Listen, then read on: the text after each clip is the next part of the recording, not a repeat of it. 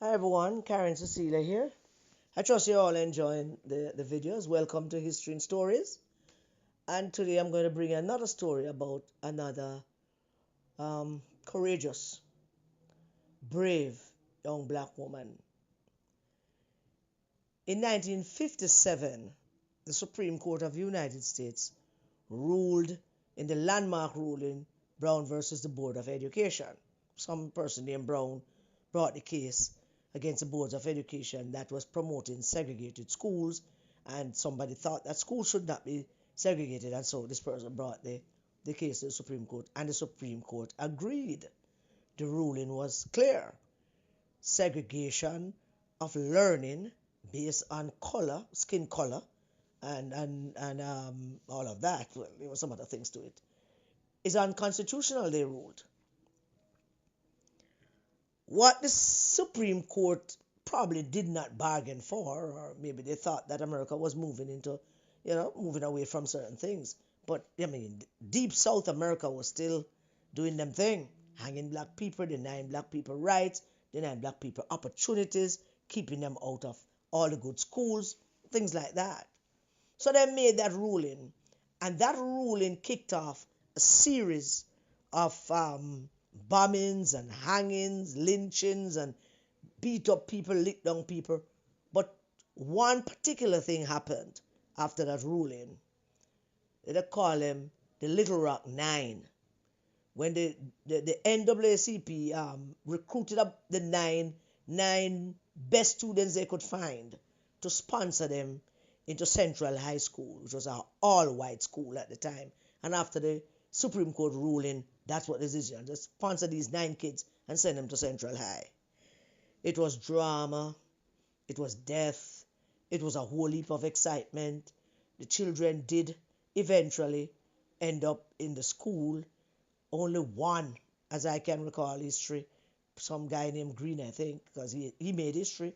Of the 9 that got there, only he stayed the entire time and graduated from Central High School in Arkansas, in Little Rock. Little Rock is Bill Clinton's town. That's where he was born and grown. A couple of years after that, another similar story took place. And this is a story I want to share with you today. A story about Vivian Malone, one of 2 students who sought to go to the all-white Alabama University in 1963. Like the video, share the video, enjoy. Nobody would sit next to Vivian Malone for 2 years. In every classroom, at every lecture, there was a ring of empty seats around her, like she was contagious. But she graduated with a B+ average. Every classroom she entered for 2 years had the same arrangement. Vivian Malone would sit down and the seats around her would stay empty. Not one, not 2, a ring of them, a visible perimeter of refusal that followed her from lecture hall to lecture hall at the University of Alabama. A circle of absence that said what nobody needed to say out loud. The whole world, the entire world, all of America, have read about this story. They have seen the visuals, the still pictures, and some grainy videos. They remember the doorway where Governor George Wallace, standing at Foster Auditorium on June 11, 1963, flanked by state troopers, blocking the 2 black students from registering for classes. Now, Governor Wallace was a very famous anti-segregated man. Never want none of that. But the doorway lasted 1 afternoon. The empty seats, those lasted 2 years. Let me tell you about Vivian so you can have an understanding of who she was, where she came from. Vivian Juanita Malone was born on July 15, 1942 in Mobile, Alabama. She was one of 8 children. Both her parents worked at the Brooklyn Air Force Base. Her father in maintenance and her mother as a domestic worker. They raised their children on two things. Education was one, and the other was the civil rights work they did at night, attending local meetings, organizing voter registration drives, putting their bodies into the machinery of change, being involved in the change that they seek at the time when most people only talked about it. Vivian joined her parents in that work as a teenager, partnering with local leaders who were pushing for school desegregation in Mobile. She was a member of the National Honor Society at Central High School. Yeah, she went there after. And when it was time for college, every one of her older brothers went to Tuskegee. Tuskegee, of course, is, historically black college. But she enrolled at Alabama A&M in Huntsville, which is a historically black university as well, in 1961 at that time. She studied at Alabama A&M for 2 years before something happened that changed the course of her entire life. Alabama A&M lost its accreditation. Low registration, low grades. They were not able to meet all the requirements that would make them an A&M college. So Vivian Malone applied to the University of Alabama's School of Commerce and Business Administration. Strange enough, she was not the first black person to try. Authorine Lucy had enrolled in the university's library science program in 1956, and she lasted 3 days before a mob of hostile white students drove her off campus. The university then suspended Authorine, claiming it was for her own safety, and then they proceeded to expel her because she was chased off the university campus by a mob of white students. In the years after Authorine Lucy, hundreds of black students applied to the University of Alabama. Hundreds. But you know what the school did? The school worked with the police to find disqualifying details in their backgrounds. And when that failed, the school intimidated the applicants directly. Vivian and another student named James Hood from Gadsden in Alabama applied together. The NAACP Legal Defense Fund took on their case, and after 2 years of court proceedings, District Judge Arlen Hobart Grooms ordered the university to admit them, upholding the law that the Supreme Court passed back in 1957. The order came down, but in Alabama in 1963, a court order was just a piece of paper, and George Wallace was a man with a podium, a microphone, and state troopers. Alabama, Mississippi, the entire South considered themselves segregated from the rest of America. Wallace had been inaugurated 5 months earlier with a promise to the people of Alabama that still haunt the air like smoke up to this day. When he took up that microphone and he shouts, "Segregation now, segregation tomorrow, segregation forever." He told the people of Alabama he would physically block any attempt to integrate their schools. And on June 11, 1963, he kept that promise. Vivian and James arrived on campus in a 3-car motorcade led by Deputy Attorney General Nicholas Katzenbach and a detail of federal marshals. They did not walk to the door. They sat in the car. President Kennedy at the time and his administration had decided that the optics that was needed to be a confrontation to be between state and federal authority, not between a white governor and 2 black students. So everybody sat in the car. Katzenbach got out of the car and approached Wallace alone and served the court order. Wallace interrupted him with a prepared speech about state sovereignty, segregation of rats from mice, oh Jesus, calling the enrollment an unwarranted intrusion, said it was illegal, and said Alabama has nothing to do with the United States. President Kennedy, watching from Washington, had already signed Executive Order 1111, federalizing the Alabama National Guard. 4 hours after Wallace's performance, the Guard General Henry Graham walked to the doorway and said words that became history to Wallace. Sir, it is my sad duty to ask you to step aside under the orders of the President of the United States. Wallace talk and talk a little bit more, and then he moved. Vivian and James registered for classes. Alabama became the last state in the Union to desegregate its universities.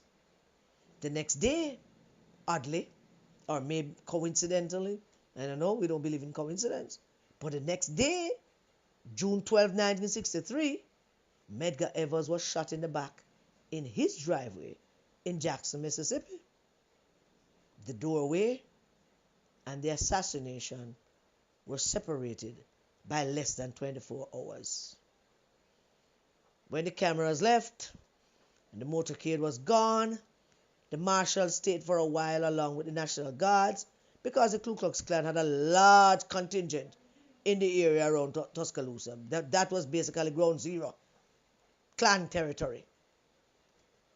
The university spent an extra $100,000 on security that year. Wallace had pledged that no state-level protection would be provided, so the school asked the federal government for grants to cover the cost of keeping 2 black students alive, and the federal government gave them that. James Hood, the other student that registered with Vivian, withdrew after 2 months. He said he wanted to avoid a complete mental and physical breakdown. He couldn't take it. But Vivian stayed. And that is when the empty seats began.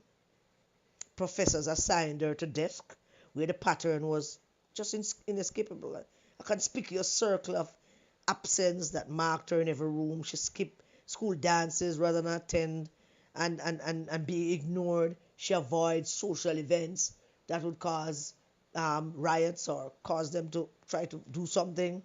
Someone dumped a cup of ice on her at a football game. She'd have gone more, but she did not leave. Vivian did not leave. She stayed. In November 1963, 4 months after the doorway, a bomb exploded just 130 yards from Vivian's dormitory, tearing like a foot-long hole in the concrete of the street and waking her up in the middle of the night. Over the next 4 days, 2 more bombs followed. Black effigies hanging from the ficus tree. I decided not to show any fear and went to classes that day, she said years later.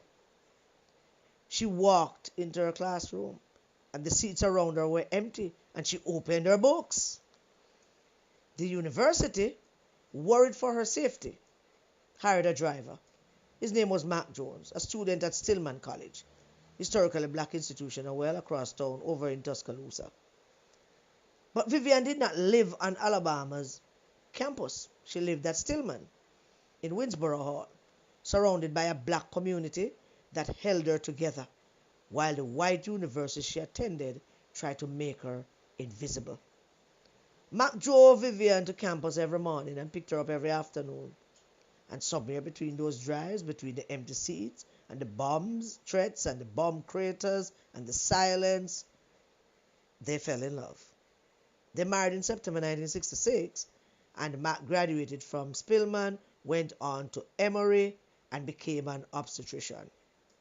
They had 2 children together and stayed married for more than 35 years until his death in 2004. On May 30th, 1965, Vivian Malone walked across a stage at the University of Alabama and received a Bachelor of Arts in Business Management with a B+ average. She was, indeed, the first black graduate in the university's 134-year history. At graduation, no business in Alabama recruited her. Not one company in the state offered her a job the way they were prancing around at graduation, offering her white classmates positions. So Vivian left Alabama. She went to Washington, D.C. and joined the Civil Rights Division of the U.S. Department of Justice.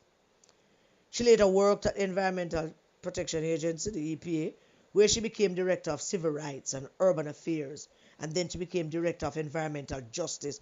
She also served as Executive Director of the Voter Education Project in Atlanta. Vivian's younger sister, Sharon Malone, went on to become the wife of Eric Holder, the first black Attorney General of the United States. The family that raised 8 children at Brooklyn Air Force Base sent its daughters through the doors that mattered the most. Something happened after those years. In 1996, the same George Wallace, segregation now, segregation tomorrow, segregation forever. Yeah, that one. George Wallace invited Vivian to receive the Lurleen B. Wallace Award for Courage, an award that was named after his late wife. Imagine that. The governor, who had blocked her from entering a building, now wanted to give her a trophy inside of a building. They met privately that night before the ceremony. It is reported by more than one that Wallace apologized. Vivian also verified that he apologized. But Vivian also said that she had already forgiven him long before that apology came. She said that there is no question Wallace and I will be remembered for the stand in the schoolhouse door that morning.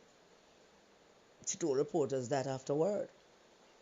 But the best that can happen at this point is to say it was a mistake. That is how that courageous and brilliant young woman described and came out of that 1996 meeting with the man who was hell-bent on preventing her from getting a proper education. But look at this. In 2000, the University of Alabama invited her back to deliver the commencement address. They gave her an honorary doctorate of humane letters. She stood at the podium and told the graduating class something that only she could say. She told them that her 2 years on campus had been lonely, frustrating, depressing at times, and that her affection for the university did not develop immediately because of those things. She said that administrators and faculty had gone out of their way to help her, that Dean Sarah Healy, Professor Marian Locke had been loving and caring and constant. But she also said that when she graduated, no business in Alabama recruited her, and she had to leave her state to go find a career. And then she told the graduating class the thing that mattered the most.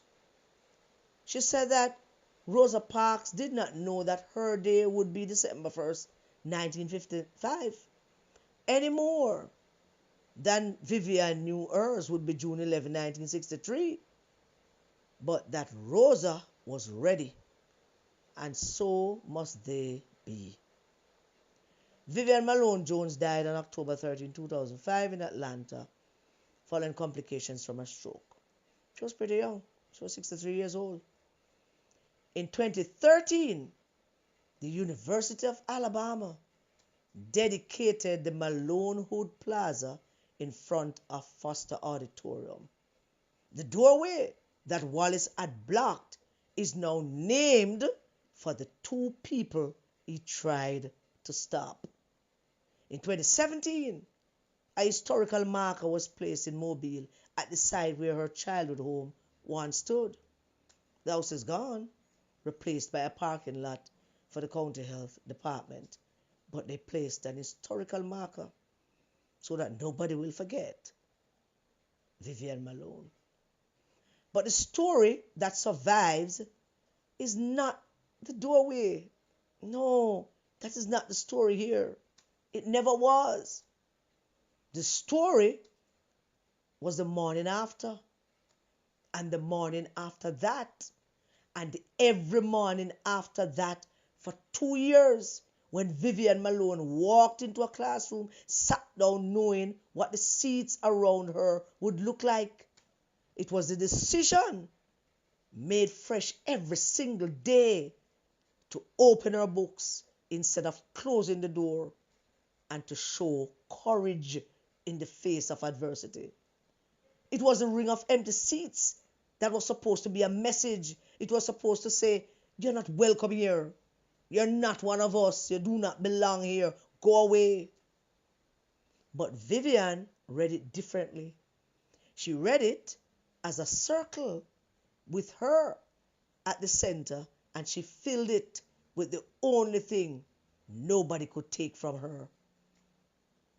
Yeah, she filled it with a B plus average, a degree, and the quiet, immovable fact that she stayed. She never left. Isn't that wonderful? I think we just need to big up Vivian Malone. Really do. Thank you so much for listening. God bless you all. Stay safe, everybody, and keep your children safe.